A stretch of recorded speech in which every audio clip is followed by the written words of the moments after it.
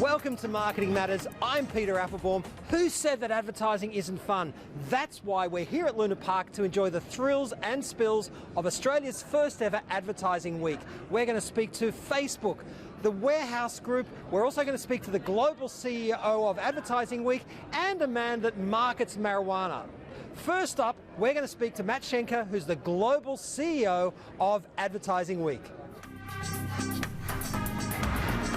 So we're on the Ferris wheel at Advertising Week, Luna Park, and we're speaking to the global CEO, Matt Schenker. Matt, welcome to Marketing Matters. Great to be here with you, Peter. So what an achievement. From scratch, you've built a global brand in 15 years. How did you do it? Well, I think the old-fashioned way, hard work. Right. You know, I think it's a little bit of moxie, a little bit of naivete, and a whole lot of help from great partners all over the world.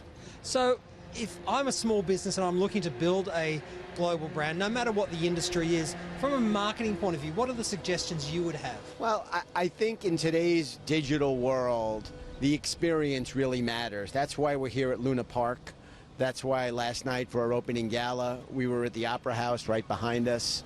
And I think you have to give people an experience. You know, our recipe is a blend of thought leadership on the business of the business and then a little bit of show business. And I think that engagement, that entertainment, and helping people pave the way forward. People all need knowledge, no matter what their business is. So you no doubt know people who've been attending Advertising Week functions because you have them in New York, in London, in Tokyo, in Mexico City, and now in Sydney. That's right. What are some of the outcomes that some of the people who've attended Advertising Week have had? Well, Peter, since we began back in 2004, you know, the landscape has changed tremendously. I mean, when we started, Facebook was only on the Harvard campus. You know, we were a couple years away from the iPhone, a couple years away from YouTube. We had Jim Squires from Instagram on stage this morning. The first Instagram post was 2010. So almost all of the things that we're talking about now, data analytics, AI, VR, AR, none of those existed at all. So for us, and this is the common thread throughout the world, it's helping people navigate change.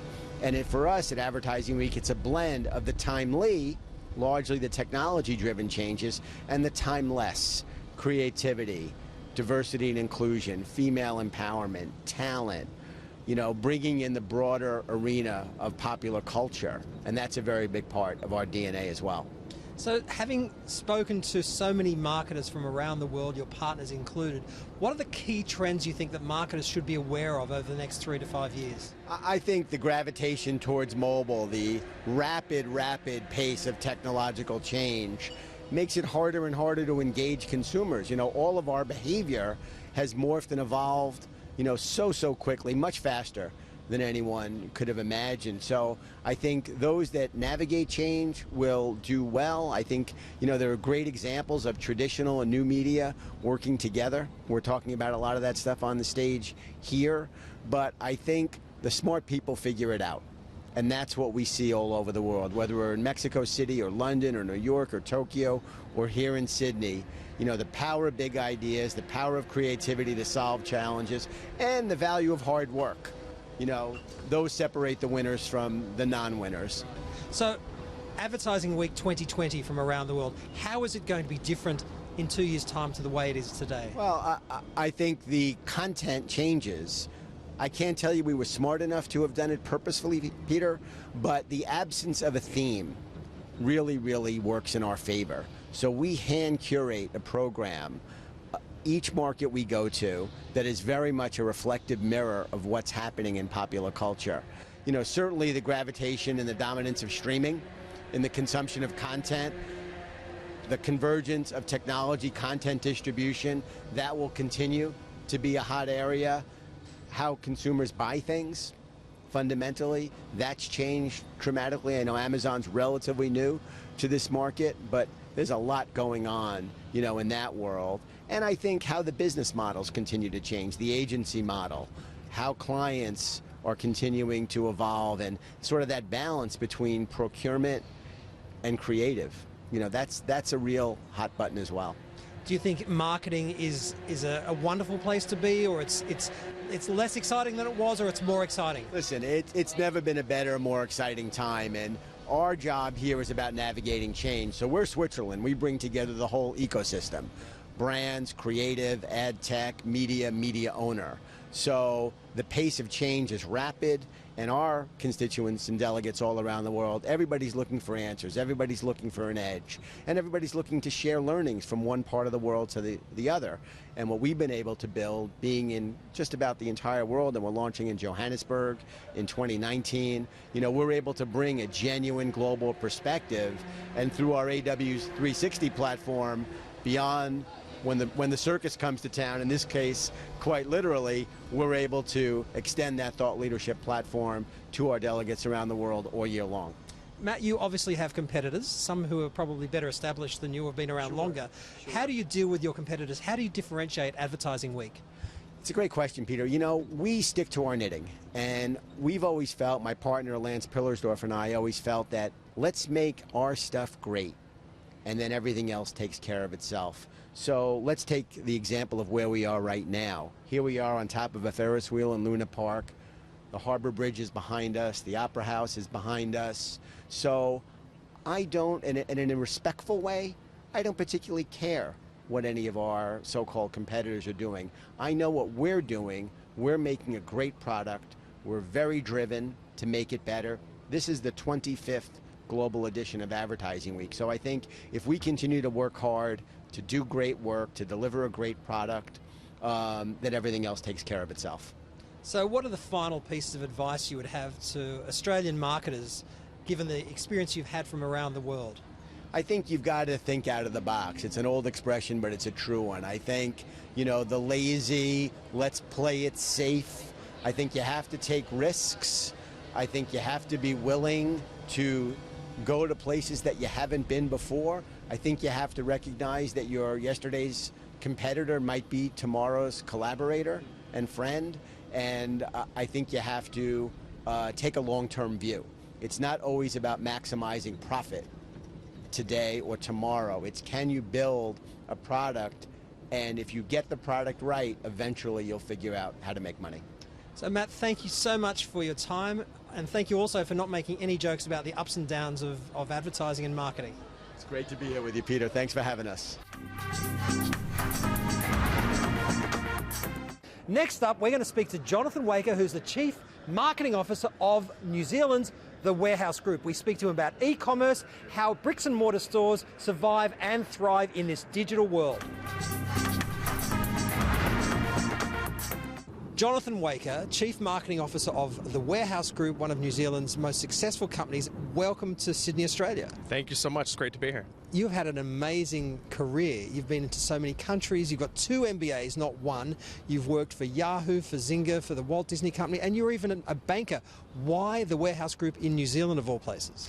Well, when I met The Warehouse Group, one of the most clear things that I learned and realized was this was a brand that had a soul. And when I look at the brands that I've had the pleasure of working with, they're all brands that stand for something that's bigger than they are. I mean, you think about Yahoo, the entire team that was there really believed that the world was better with Yahoo in it.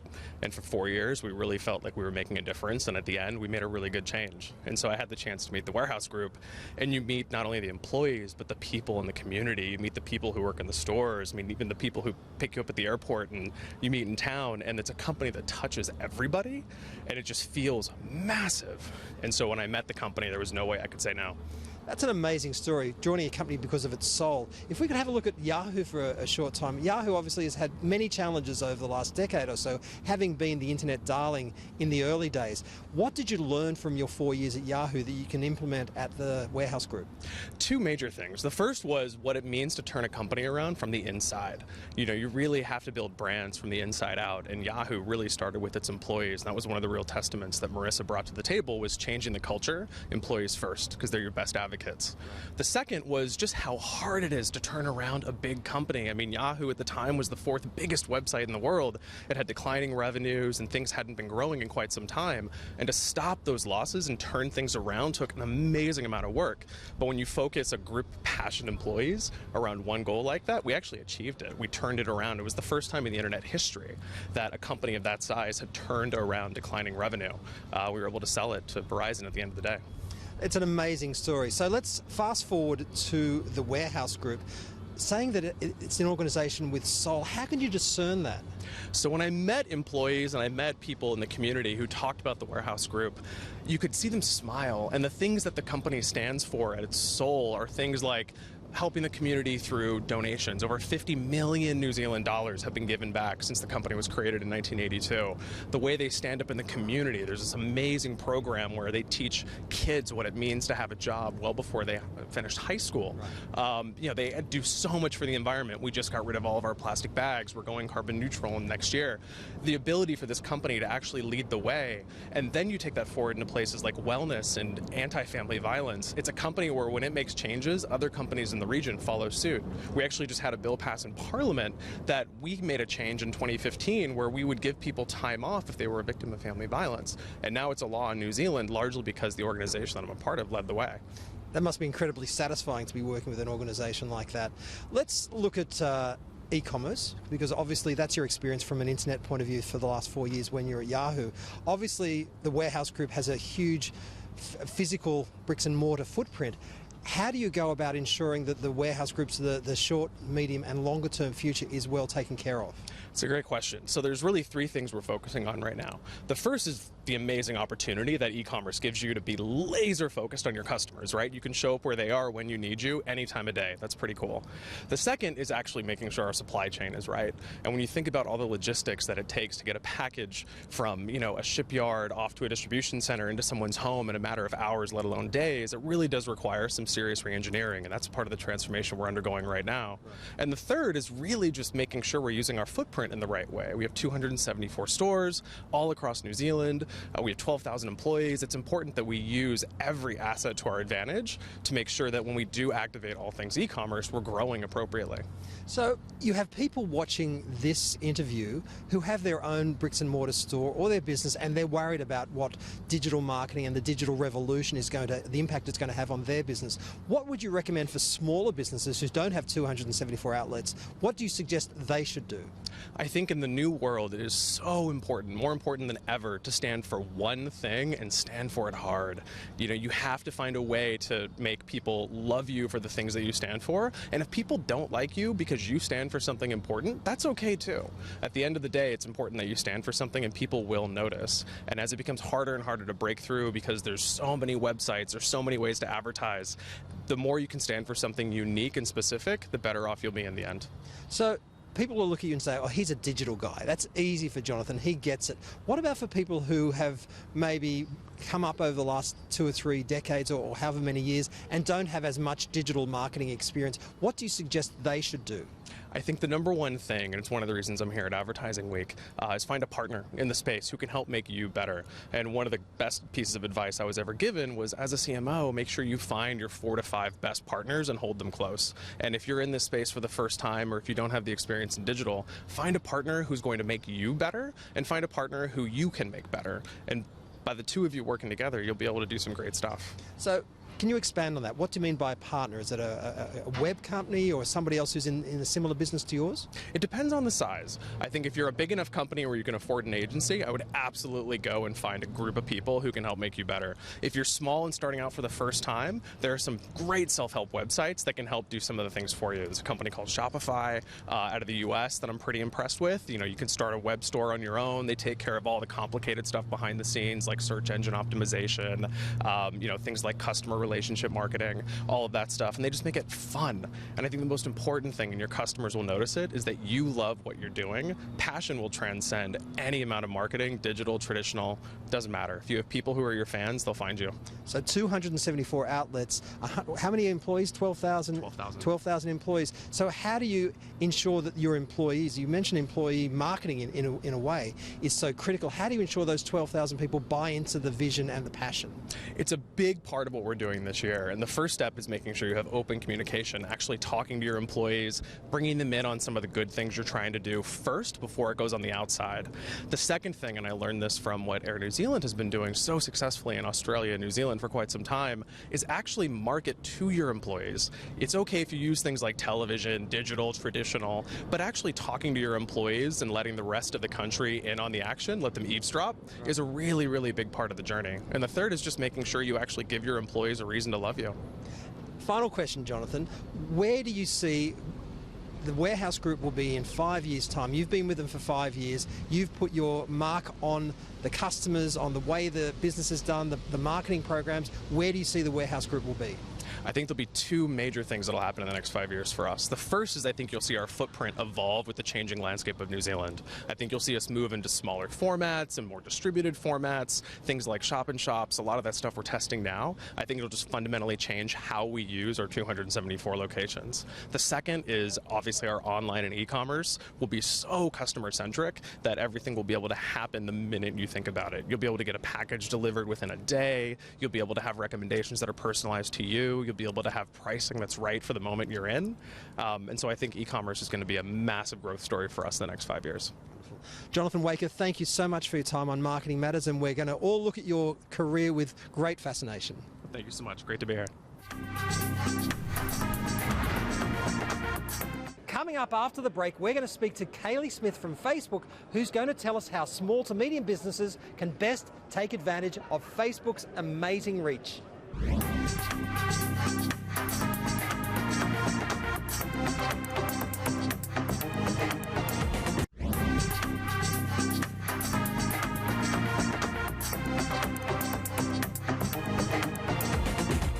Welcome back. Now we speak to Kylie Smith, who's the head of small to medium business for Facebook in Australia and New Zealand. We're speaking to Kylie Smith, who's the head of small to medium business for Facebook Australia and New Zealand. Kylie, welcome to Marketing Matters. Thanks so much. I'm really happy to be here. Kylie, why should small to medium businesses really focus on Facebook to help them achieve their objectives? Well, Facebook is an amazing platform for small and medium businesses all across Australia. First of all, it doesn't matter what size you are, where you're located, you can use Facebook to build a business. So you could start with a very small audience, a very small budget, and you could target an audience who's interested in your product and service anywhere in Australia or anywhere in the world. Today, we have over 210 million people around the world connected to a small business on Facebook. So we think it's unprecedented reach to potential audiences wherever you are. So what are the opportunities, the specific opportunities given that reach for Australian small to medium businesses with regards to taking advantage of Facebook? Well, first of all, you can start really simply. Build a business page. Think about using mobile tools to make it a page that's really easy to access wherever you are on the fly. From there, you can build a customer base, you can retarget your customers, build a great audience, sell products, and do anything for free on our platform. If you're interested in buying advertising to help extend your reach and to build a larger audience, that's possible too. So what do you see are the key trends for small to medium businesses that are doing such successful work with the platform? I think it's a few things. Targeting is incredible. So you can target down to a small number of people in a location to really sell a product or a service. Mobile first is obviously one of the key trends, and every small business we talk to them about thinking about mobile first creative and making your product and service and your creative easy to see on the fly. And then thirdly, stories. Interact with stories in bite-sized chunks on Instagram or Facebook to get your message out there and help build your brand. No doubt you and your team probably deal with small to medium businesses that are a bit intimidated by social media and don't know where to start. I know you've said storytelling and getting a Facebook page. What are the other key things that your customers can do or potential customers can do to take advantage of Facebook? Yeah, absolutely. I think the digital platforms can be really challenging when you think about what you need to do, all the platforms you need to learn. But thankfully, Facebook and other platforms have created some really easy to use tools. We have apps to help you build creative. We have a blueprint training modules to help you learn how to use the platform more successfully, and lots of tools to help our businesses grow. So what do you see are the key trends, Kylie? The key 3 trends that are coming in the next 12 to 18 months that SMBs should be aware of? I'm going to say mobile. That's one. Then I think stories is a really key trend that all small businesses can use. You're out and about, you can take a quick story, engage with your audience and give them a bite-sized chunk of information about your product or service. And then I think vertical video. Really think about how people are using their mobile phone. Vertical video is absolutely a key thing you'll hear from us in the next 12 months. And what are the learning opportunities you've had over the last 12 to 18 months? What are the things for small to medium businesses in particular that Facebook could be doing better? I think using digital platforms is still challenging. No matter how many tools we've built, I think there's still challenges for us to get to small businesses across Australia and help them. So we actually launched a program called Facebook Community Boost to get out into regional areas, to get hands-on training to digital businesses all across Australia. So final question, Kaylee. What do you think are the steps that small to medium businesses should take today to take advantage of artificial intelligence and other technological advances? First of all, start simple. Get your business page, create some amazing content to engage with your audience, think about how you can target that audience, and then start to get creative. Use some mobile apps, build interesting creative, engage in stories, and really think about what the story you want to tell to your customer base is. Kaylee, thank you so much for your time talking to us on Marketing Matters. Thanks so much. It was lovely being here. Now, our host of the Marketing Tech segment, Susan Werkner, is going to speak to Drake Sutton, who's the founder and co-CEO of Prohibited, who helps companies sell and market medical marijuana. We started Prohibited about 5 years ago to help mainstream cannabis internationally and make sure that people could be educated on such an incredible plant and what it can do for them on the health and wellness side. At the core of it, Prohibited, we create, build, and market cannabis brands to global audiences. So we help design and package different brands. We produce content and we distribute that content across a large media network that reaches about 100 million people a month. Wow.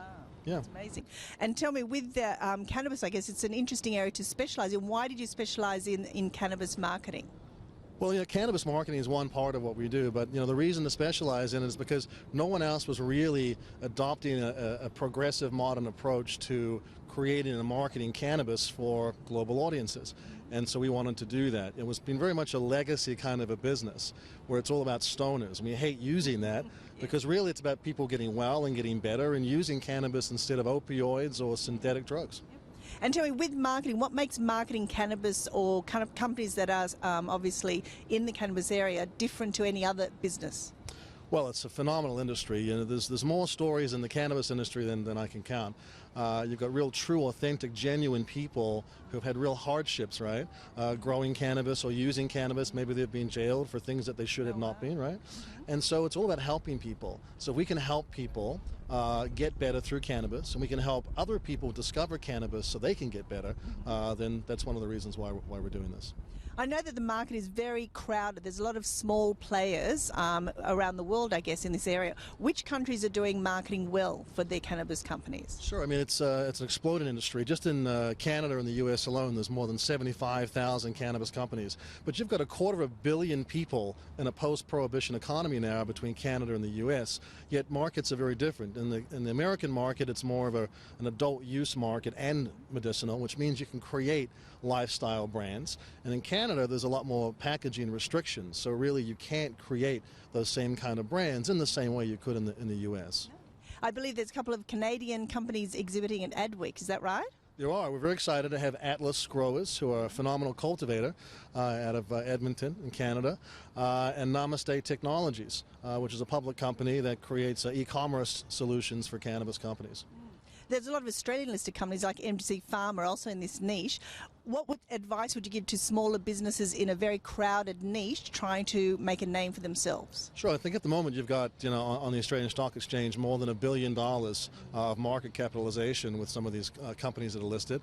I think that for investor relations, you've got to tell great stories, you need great products, but more than that, you need to create value for consumers. Consumers these days are more interested in value, right, than just having the best of something. So show them, why it matters, how it can work, and most of all, how it can improve their lives, and you'll help to build, brand credibility with them.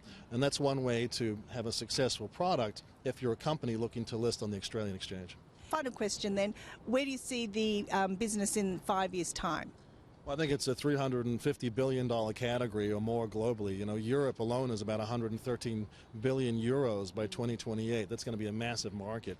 I think that cannabis is going to overtake opioids and synthetic drugs, and people will finally realize what a great, phenomenal plant this is and how it can help them. Thank you, Drake, very much for your time. Thank you, Susan. That's all for this episode. Thanks for watching Marketing Matters, and we're going to have more from Advertising Week next week, so don't miss it.